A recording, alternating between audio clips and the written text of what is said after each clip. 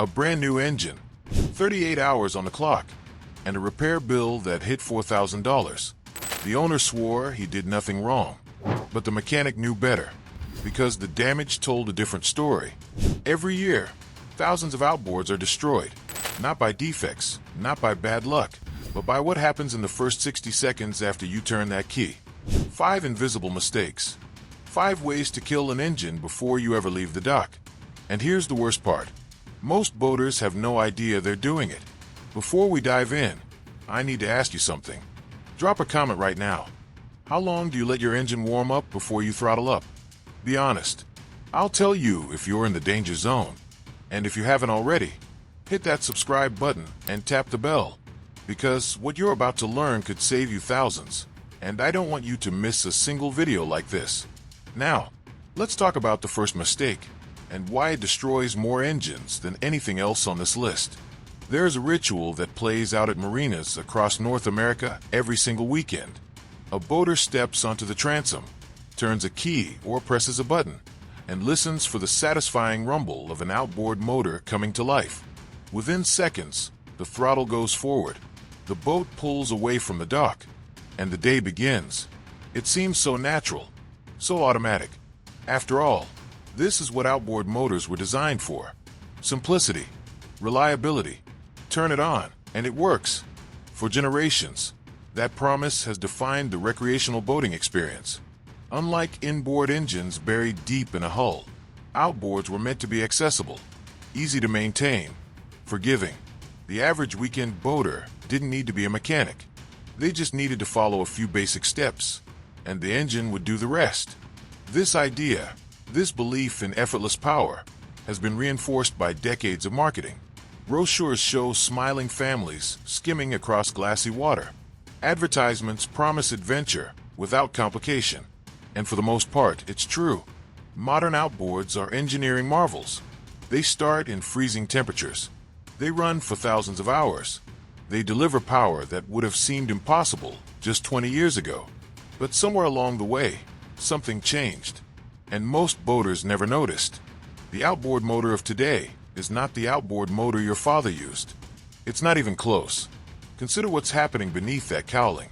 A modern 4-stroke outboard from Yamaha, Mercury, Suzuki, or Honda is a precision machine. It uses electronic fuel injection controlled by a sophisticated engine control unit. It has variable valve timing that adjusts in real time based on load and RPM. It monitors oxygen levels in the exhaust, coolant temperature, oil pressure, and dozens of other parameters, all while you're idling at the dock completely unaware. 2-stroke direct fuel injection engines, like the Evinrude EDC series or Mercury's Optimax line, are even more complex in some ways. They rely on precisely calibrated oil injection systems. They're sensitive to temperature, humidity, and fuel quality. They deliver incredible performances, but they demand respect. And then there's everything else. Power trim and tilt systems, digital throttle and shift controls, integrated GPS modules, network displays that communicate with the engine in real time. The modern outboard isn't just an engine anymore. It's a computer that happens to spin a propeller. This complexity has brought enormous benefits. Better fuel economy, lower emissions, smoother operation, more power from smaller, lighter packages. But it has also introduced a problem that the industry rarely talks about. The habits we learned decades ago no longer apply. The boater who grew up with a simple 2-stroke carbureted outboard learned a certain set of instincts. Pump the primer bulb, pull the choke, let it warm up a bit, maybe, if you remembered.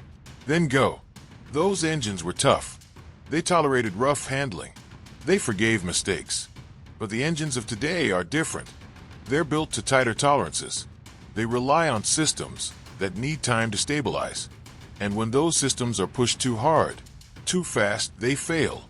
Not with a dramatic explosion, but with quiet, invisible damage that accumulates over time. Mechanics started noticing the pattern years ago. Engines coming in with premature wear, cylinder walls scored, gearboxes grinding, the thermostats melted. And when they asked the owners what happened, the answer was almost always the same. I didn't do anything wrong. But the damage told a different story.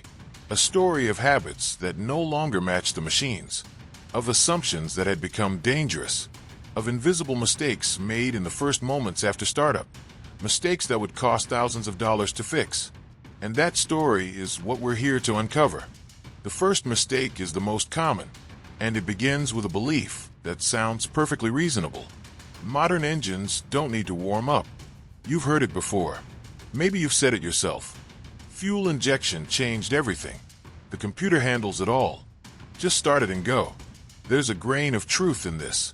Unlike the carbureted engines of the past, a fuel-injected outboard doesn't need to be choked or coaxed into running. It starts cleanly, idles smoothly, and responds immediately to throttle input. The technology is remarkable, but starting cleanly is not the same as being ready. Here's what's actually happening inside your engine during those first moments. The pistons, the cylinder walls, the bearings, all of these components are machined to incredibly precise tolerances. We're talking about gaps measured in thousandths of an inch. And those tolerances are designed for one specific condition, operating temperature, somewhere between 160 and 180 degrees Fahrenheit. When you start a cold engine, none of those components have reached that temperature yet. The metal hasn't expanded. The clearances are tighter in some places, looser in others. The oil, which protects every moving surface, is thicker and slower to circulate. It hasn't yet reached the upper cylinders, the valve train, the places where friction is highest. Now imagine what happens when you slam the throttle forward. The engine jumps to 4,000, 5,000, 6,000 RPM. The pistons are hammering up and down at tremendous speed, but the oil isn't fully there yet. The metal surfaces are scraping against each other without proper lubrication. Microscopic scoring begins on the cylinder walls. The piston rings, which need to sit perfectly against those walls, start wearing unevenly. You won't hear it. You won't feel it. The engine will run fine for now. But the damage is done, and it accumulates hour after hour, until one day your compression starts dropping. Your fuel economy gets worse. Your mechanic pulls the head and shows you cylinder walls that look like they've been sanded down from the inside. One veteran marine technician put it simply: "I've torn down engines with less than 100 hours that look like they had 2,000. The owner always says the same thing, but it's fuel injected." That doesn't mean it's invincible. Every major manufacturer addresses this in their owner's manual. Yamaha recommends keeping the engine below 3,000 RPM for the first several minutes of operation. Mercury advises a gradual warm-up period before applying heavy throttle. The information is there, but most owners never read it, and the damage continues. The second mistake is even more immediate, and it can destroy an engine in under 60 seconds. When an outboard starts, one of the first things it does is activate the water pump. This pump, located in the lower unit, draws water from outside the boat and pushes it through the engine's cooling passages. Without this flow, the engine overheats almost instantly. The way you confirm this flow is simple. Every outboard has a small outlet, usually near the back of the powerhead, called the telltale. When the engine is running and the cooling system is working, a steady stream of water shoots out of this hole. It's small, it's easy to miss, but it's the single most important visual check you can make after startup. And yet, countless boaters never look. Maybe they don't know where the telltale is. Maybe they assume the engine would alert them if something was wrong. Maybe they're in a hurry to get moving. But here's the truth. Many outboards, especially older models, have no audible or visual warning for cooling failure. The engine simply keeps running, and by the time you notice something's wrong, the RPM's dropping, a burning smell, steam rising from the cowling, the damage is already catastrophic. The water pump impeller is one of the most vulnerable parts of any outboard motor. It's a small rubber or neoprene wheel with flexible fins, spinning inside the lower unit, pushing water up into the engine. And it doesn't take much to destroy it. If the engine sits over winter without being run, the impeller can take a set, meaning the fins become permanently bent in one direction. If debris gets sucked into the intake, it can tear a fin off entirely. And if the engine is started without being submerged in water, a dry start, even for just a few seconds, the impeller can shred itself against the housing. When this happens, water stops flowing. The engine doesn't know. It keeps running, burning fuel, generating heat, and within 60 seconds, that heat has nowhere to go. The thermostat housing melts. The cylinder head warps.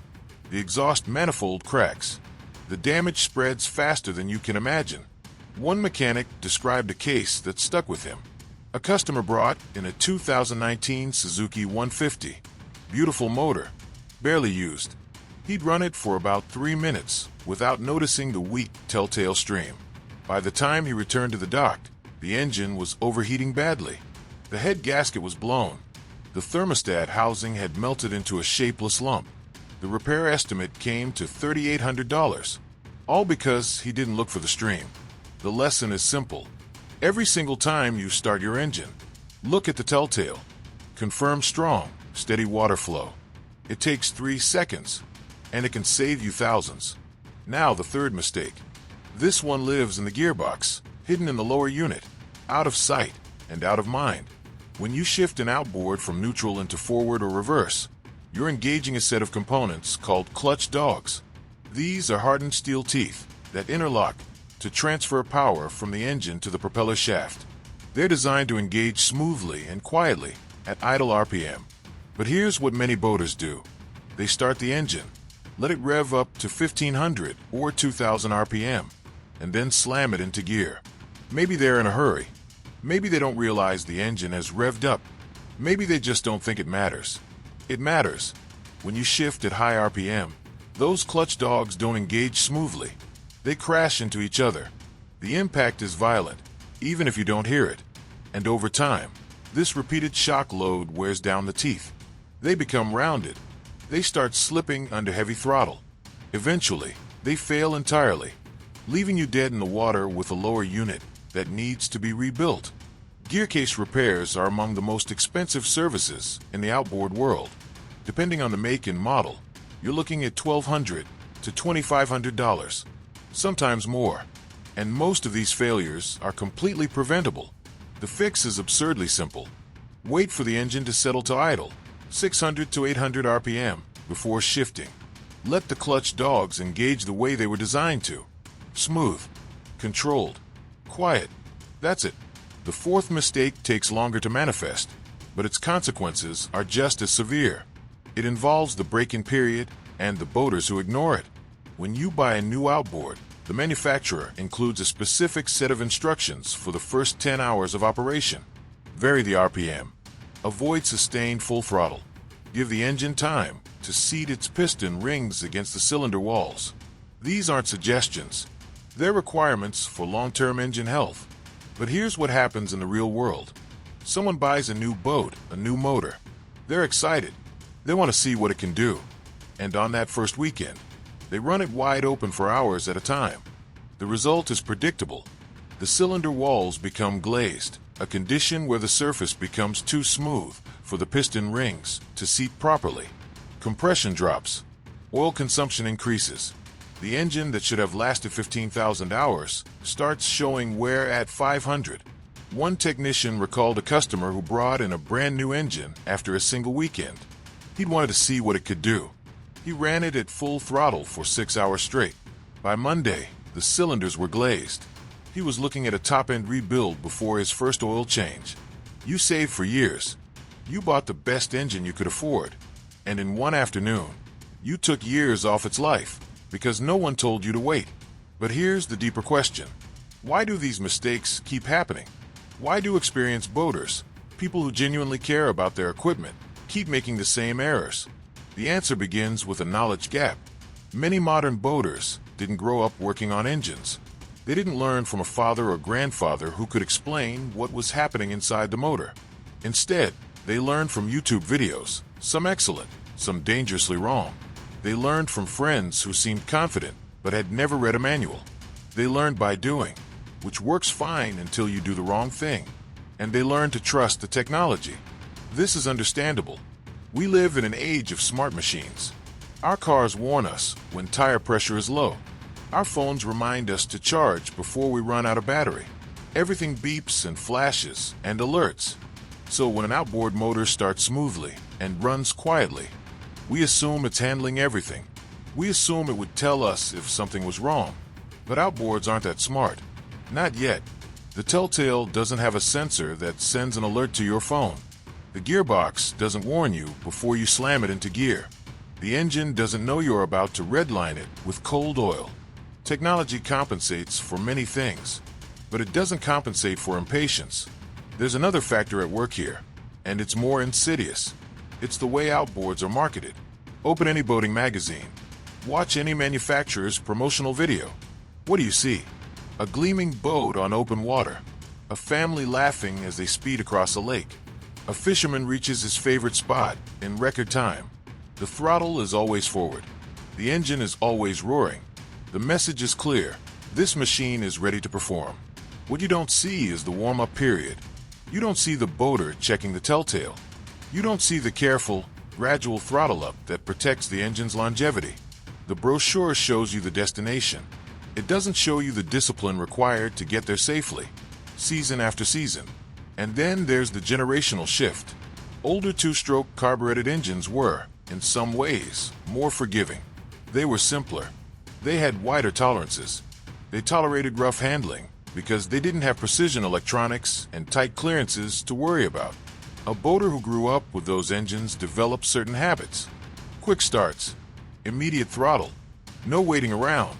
Those habits worked fine on those engines. But modern four-strokes and direct-injected two-strokes are different machines entirely.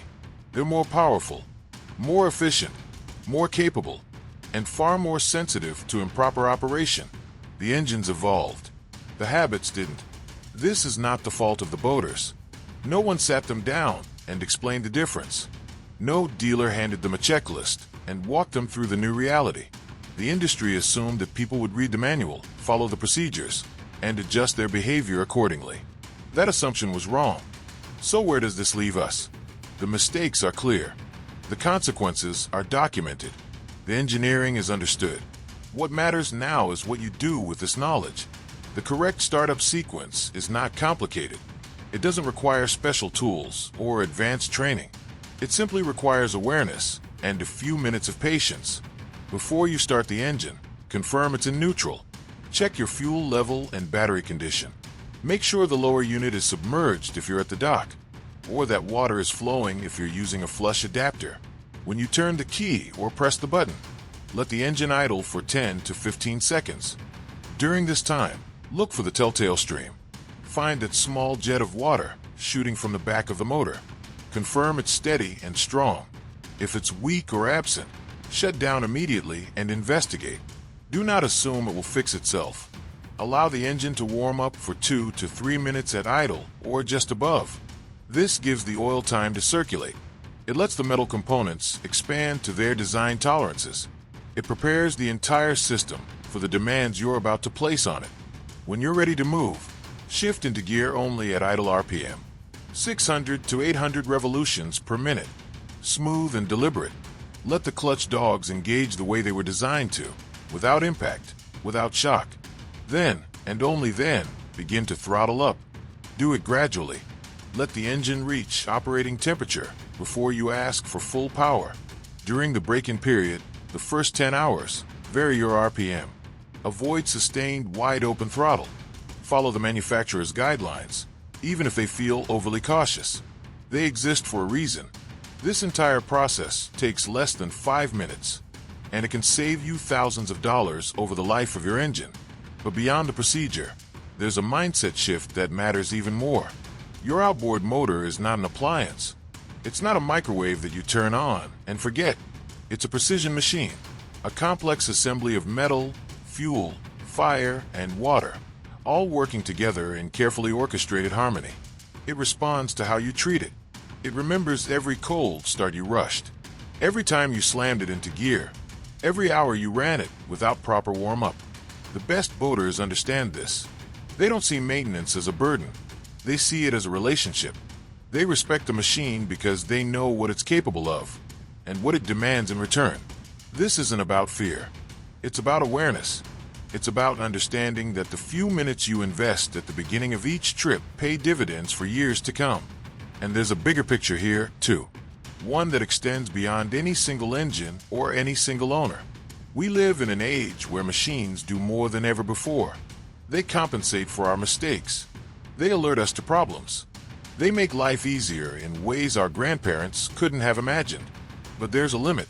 Technology can enhance our experience, but it cannot replace our responsibility. An outboard motor will give you everything it has. It will take you to places you've never been. It will power memories that last a lifetime. But it asks for something in return. A few minutes of patience, a quick visual check, respect for the process. Every season, boats return to the water. And every season, mechanics see the same failures. Not because the engines failed, but because the habits did. The best boaters aren't the ones with the biggest motors or the fastest hulls. They're the ones who understand what's happening beneath the cowling. And they respect it. Start slow. Check the stream. Let the engine breathe. It's not complicated, but it matters.